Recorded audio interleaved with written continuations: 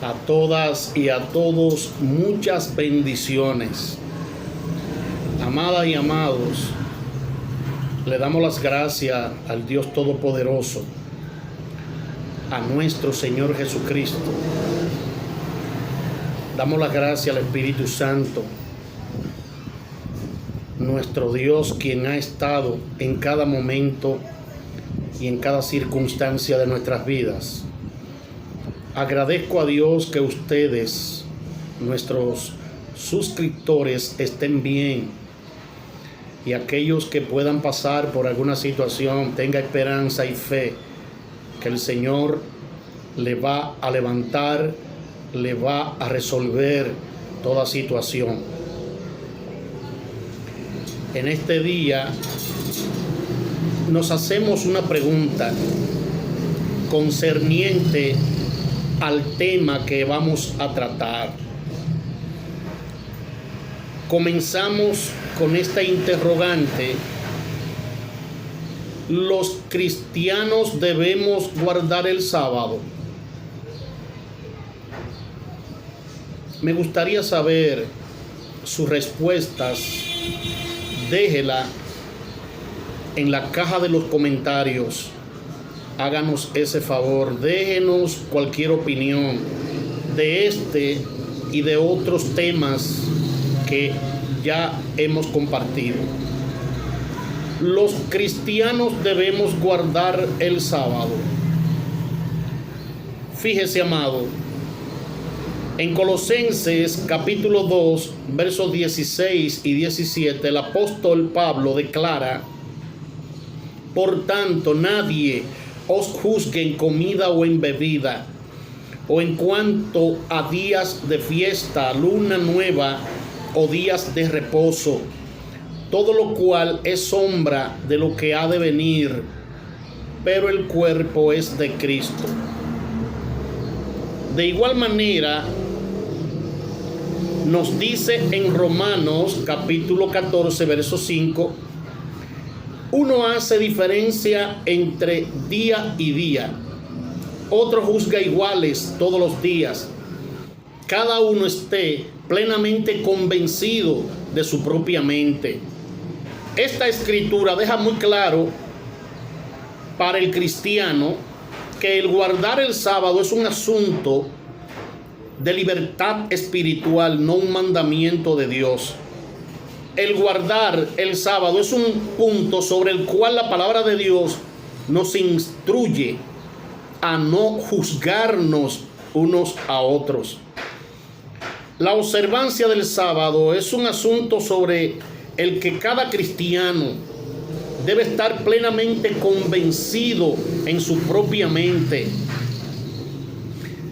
En los primeros capítulos del libro de los Hechos, los primeros cristianos eran predominantemente judíos. Cuando los gentiles comenzaron a recibir el don de la salvación a través de Jesucristo, los judíos cristianos se encontraron ante un dilema. Se preguntaron: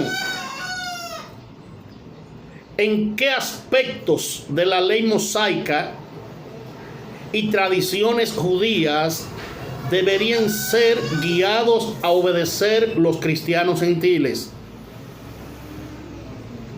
Este dilema lo tuvieron los primeros discípulos en la iglesia primitiva. Los apóstoles se reunieron y discutieron el asunto en el concilio de Jerusalén, según Hechos capítulo 15.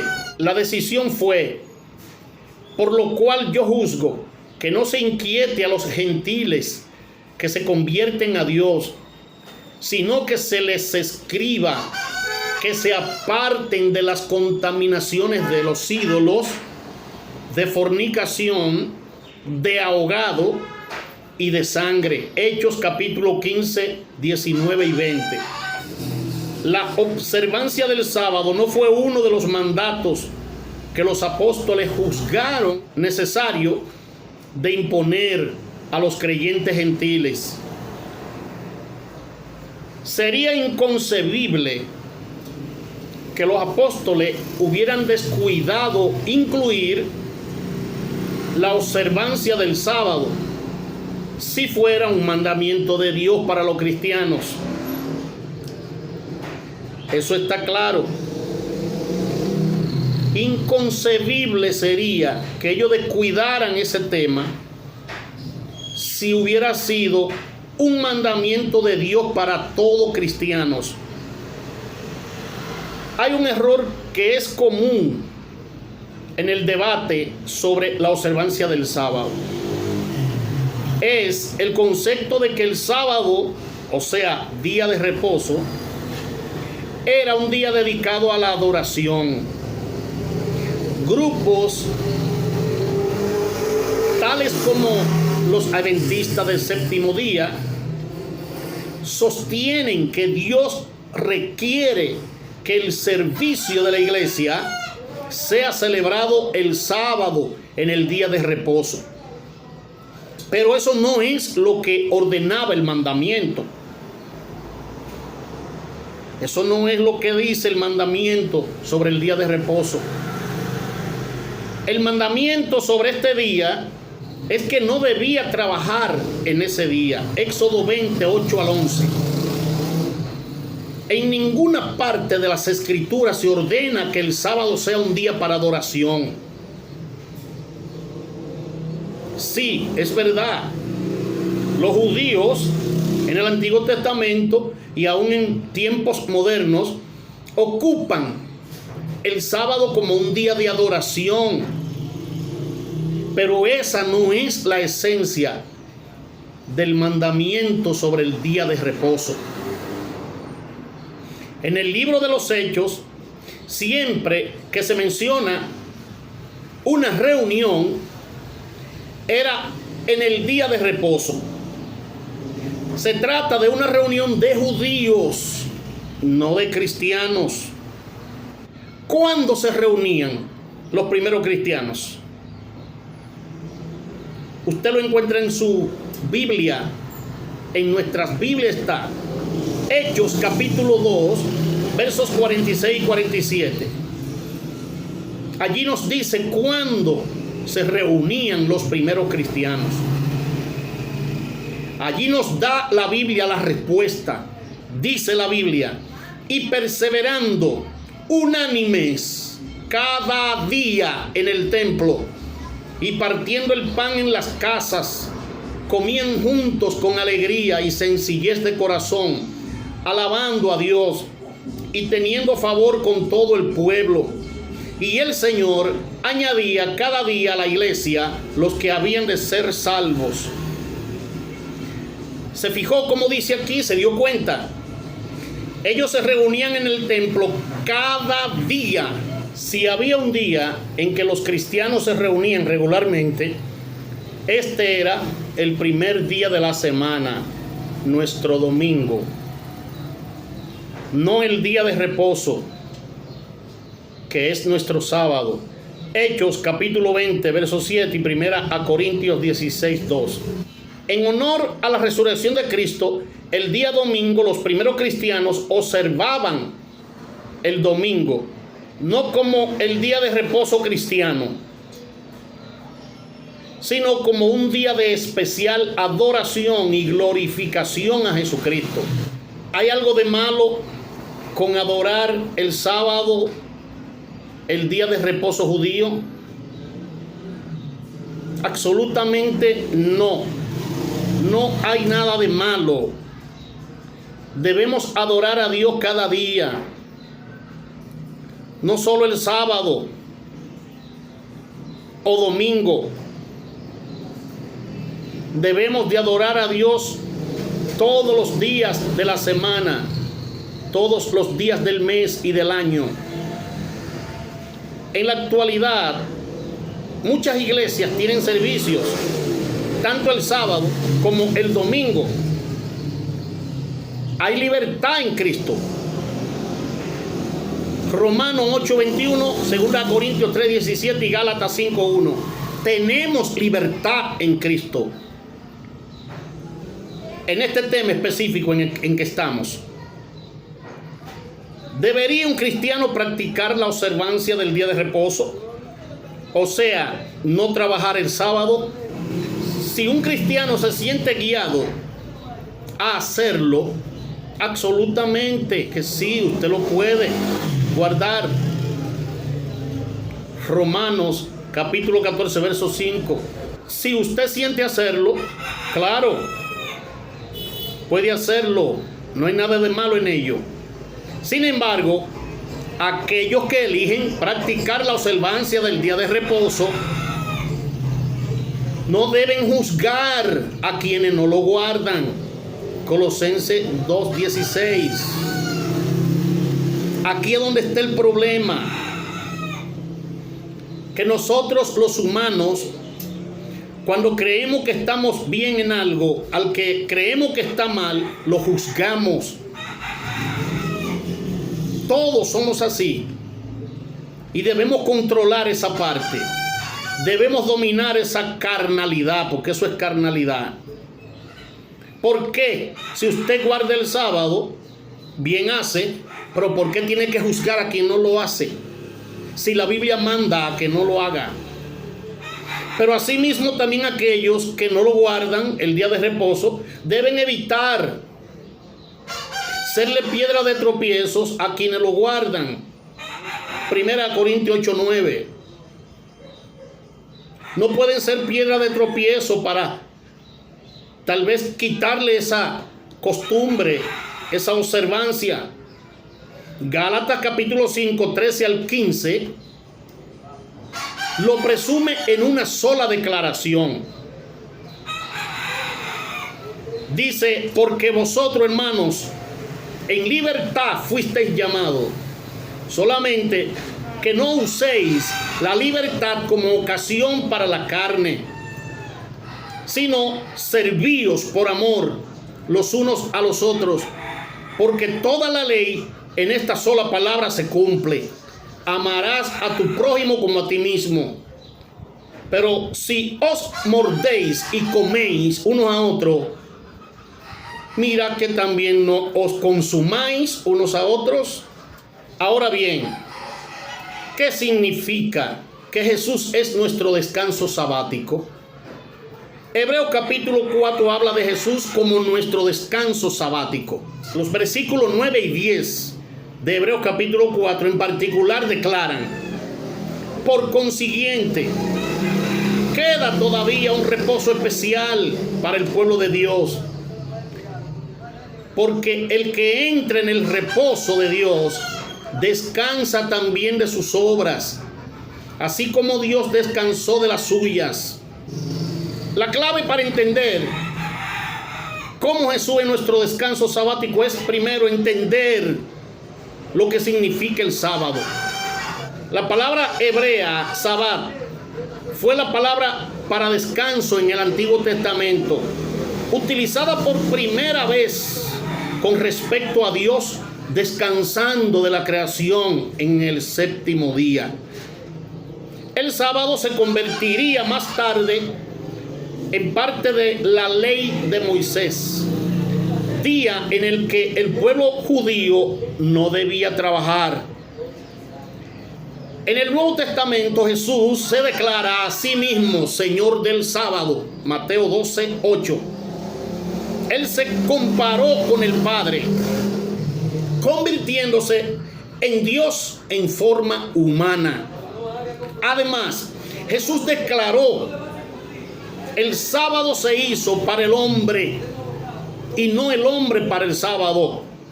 Marcos 2:27. En Hebreos capítulo 3 y capítulo 4, el autor desarrolló el concepto de Jesús como nuestro descanso sabático, revelando cómo una relación con Cristo libera a los humanos de las obras de la ley y permite que una persona descanse en la obra de Cristo para perdonar el pecado. En última instancia, aquellos que creen en Jesús pasarán la eternidad en un reposo especial con Él. Hebreos capítulo 4, verso 9. Hoy muchos continúan viendo como si su salvación dependiera de la cantidad de buenas obras que realice. Sin embargo, Cristo es el único que puede proveer lo suficiente para los pecados de la persona y ofrecer vida eterna. Es por su gracia que recibimos la salvación a través de la fe. Como Efesios capítulo 2, 8 y 9 revela, porque por gracia ustedes han sido salvados mediante la fe. Esto no procede de ustedes, sino que es el regalo de Dios, no por obras, para que nadie se jacte, para que nadie se gloríe. Jesús sirve como nuestro descanso sabático en el sentido de que Él provee la libertad de vivir bajo la obra de la ley.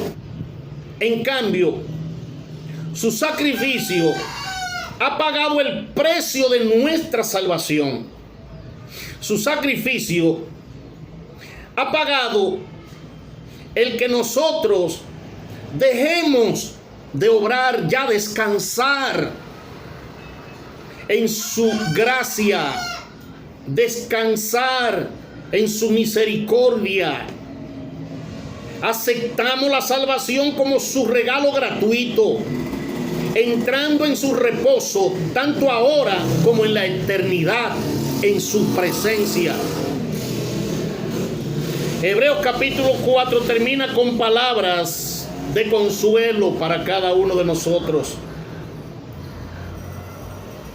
para quienes entran en el descanso del sábado de Dios, para quienes entran al descanso sabático nuestro que se llama Jesucristo. Venid todos los trabajados y cargados, que yo los haré descansar.